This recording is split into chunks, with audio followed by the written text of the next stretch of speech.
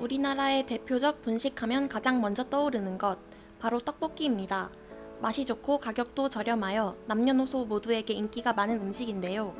특히 최근에는 로제 떡볶이 열풍이 일어나는 등 다양한 맛의 떡볶이가 사랑받고 있습니다. 이러한 대중적인 간식으로 알려져 있는 떡볶이가 궁중 음식이었다는 사실 알고 계셨나요? 조선시대에 이러한 떡볶이 요리에 대한 기록이 남겨져 있다고 합니다. 이후 1950년대 빨간 떡볶이가 등장하면서 우리나라의 서민 음식으로 자리 잡게 되었습니다. 그리고 오늘날 떡볶이의 새로운 트렌드가 나타나게 되었는데요. 지금부터 떡볶이 역사에 대해 만나보시죠. 떡볶이는 조선시대부터 왕의 수라상에 올라왔던 음식입니다. 당시 떡볶이는 간장이 주 재료가 되었었는데요. 시의전서라는 문서에 떡볶이에 대한 최초의 기록이 담겨 있습니다. 이 문서에는 떡볶이를 떡찜, 떡잡채, 떡전골 등으로 불렀다고 나와 있습니다. 그 이후에 떡볶이라는 이름이 처음 등장했던 것은 1942년 방신영의 조선요리제법입니다. 궁중떡볶이의 역사에 대해 설명해 주실 수 있나요? 궁중떡볶이는 한국 음식의 정수라 할 수 있는 궁중음식에서 유래된 것이며 고기와 함께 채소를 곁들여 간장 양념하여 맵지 않게 즐겼던 전통 음식입니다. 1800년대 말에 쓰여진 시의전서라는 고조리서에서 떡찜 조리법과 유사한 형태로 궁중떡볶이가 기록되어 있고요. 1934년 간편조선요리제법에서는 재료가 좀 더 다양해지고 고급스러워졌다고 궁중떡볶이에 대해 소개되어 있습니다. 이처럼 18세기 이전까지는 간장 양념만을 하여 맵지 않은 떡볶이를 주로 먹었습니다. 궁중떡볶이의 간단한 조리법에 대해 설명해 주실 수 있나요? 궁중떡볶이의 조리 방법은 먼저 흰 떡을 4cm 크기로 썰어서 끓는 물에 살짝 데친 다음 참기름을 넣고 무쳐줍니다. 쇠고기와 표고버섯은 채 썰어 간장 양념장을 넣고 양념합니다.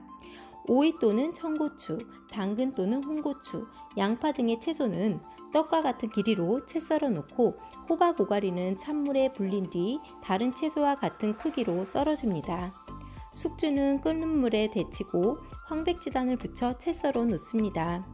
달군 팬에 흰떡과 간장 양념장을 넣고 볶다가 나머지 재료들을 넣고 살짝 볶은 후 황백지단을 넣어 고루 섞어줍니다. 여기서 잠깐!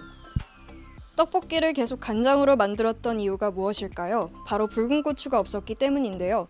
임진왜란 시절 일본군이 붉은 고추를 말린 다음에 그것을 불태웠고 매운 연기를 피워서 전술로 사용했습니다.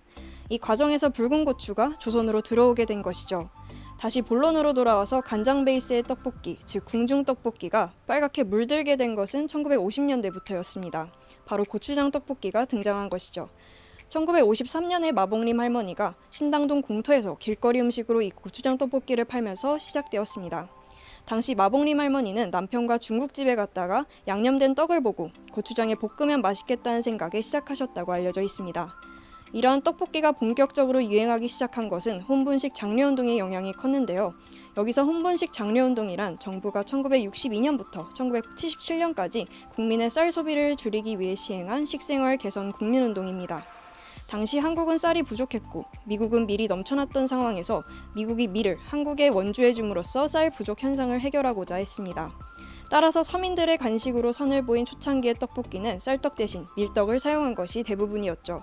이때부터 학교 앞에는 밀가루 음식을 파는 분식집이 넘쳐나게 되었습니다. 시간이 지나면 유행하는 음식이 변하기 마련이지만 서민들의 간식으로 재탄생한 이후부터 지금까지 떡볶이는 쭉 많은 이들의 입맛을 사로잡고 있습니다. 성별과 연령을 가리지 않고 한국인 누구나 좋아하는 서민 음식으로 자리 잡은 것이죠. 떡에 고추장 양념을 버무려 사람들의 입맛을 사로잡은 떡볶이. 그러나 이 떡볶이가 최근 새로운 모습으로 탈바꿈에 나타나고 있습니다. 떡과 라면을 섞어 만든 라볶이부터 짜장떡볶이, 카레떡볶이, 로제떡볶이 등 다양한 재료, 다양한 소스와 어우러진 떡볶이들이 새롭게 탄생하고 있습니다. 이러한 맛의 트렌드에 맞춰 다양한 프랜차이즈 지점들도 생겨나고 있는데요. 이는 더 이상 떡볶이가 간단한 분식집 메뉴만이 아니라는 것을 보여주고 있죠. 최근 사람들이 많이 주문하는 메뉴들에는 어떤 것들이 있나요?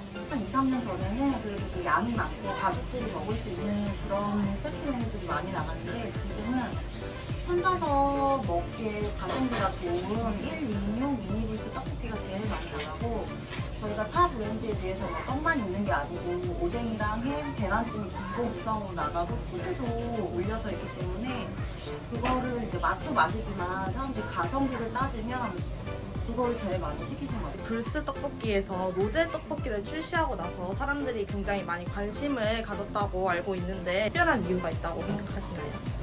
일단 저희 브랜드가 최초는 아니었겠지만 이제 그걸 먹어본 사람들이 이런 게 있대 라고 하니까 너도 나도 거기에 관심을 갖게 된 거고, 그 다음에 이제 저희가 후발주자긴 하지만 이제 유행이다 보니까 그래도 뭐 내가 먹던 브랜드에서 뭐 먹어볼까 했는데 뭐 가성비 맛이 다 좋으니까 이렇게 찾아주시는 것 같은데, 어떻게 보면 유행이 아닐까 생각을 하고 유행이 좀 지나면 다시 예전에 그 빨간 떡볶이로 돌아올 것 같아요.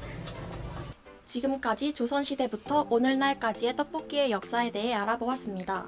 왕이 즐겨 먹었던 궁중 떡볶이부터 현재 유행하는 다양한 프랜차이즈 떡볶이까지 그 모습이 계속해서 변화하고 있지만 떡볶이가 사람들에게 사랑받는 음식인 것은 변함없는 사실입니다.